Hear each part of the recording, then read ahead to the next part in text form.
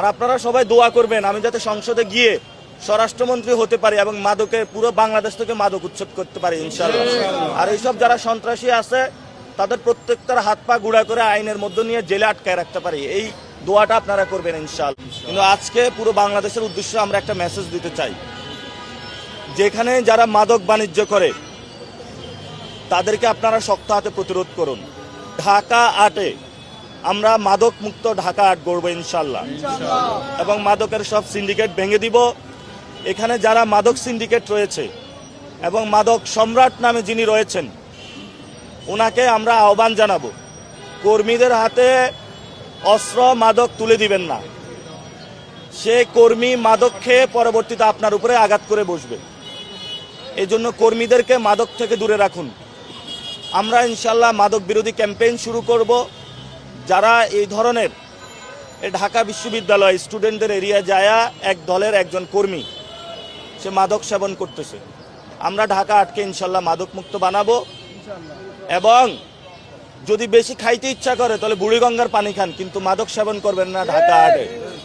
যদি আরো খাইতে ইচ্ছা করে তাহলে ময়লা খান, কিন্তু হলো মাদক সেবন করবেন না।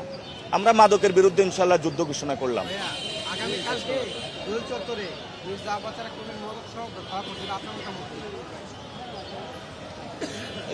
কি নিয়ে ধরা পড়ছে?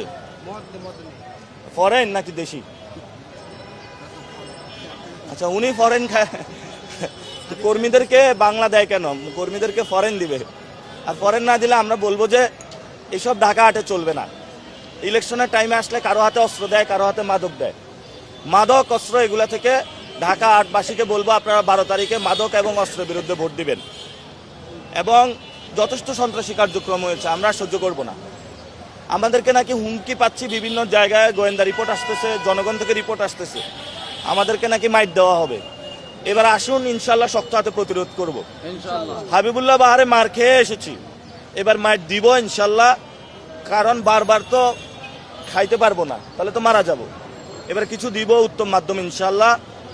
আর আরেকটা বিষয়, আজকে নাকি বাইতুল মুকাররমে একজন আসবেন অপবিত্র, তো সেইখানে রাস্তাঘাট সবকিছু বন্ধ করে দেওয়া হয়েছে। তো এটা কি প্রাইম মিনিস্টার নাকি জমিদারি এলাকা?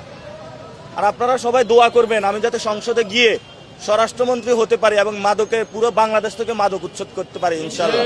আর এইসব যারা সন্ত্রাসী আছে তাদের প্রত্যেকটার হাত পা গুঁড়া করে আইনের মধ্যে নিয়ে জেলে আটকায় রাখতে পারি, এই দোয়াটা আপনারা করবেন ইনশাআল্লাহ।